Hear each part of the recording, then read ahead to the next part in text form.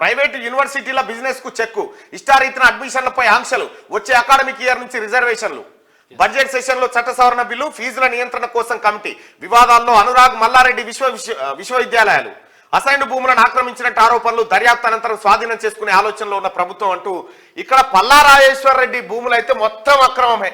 ఇక మల్లారెడ్డి అయితే open secret అంతే. చెరువులే, గతంలో చెరువు ఉండే, ఇప్పుడు లేదు గంతే. అంతే, చెరువును దత్తత తీసుకుండు ఆయన. ఈయననేమో ప్రభుత్వ భూములను ఈయన దత్తత తీసుకుండు. ఈ రకంగా భూములను మొత్తం కొల్లగొట్టిరి బ్యాచ్ అంతా.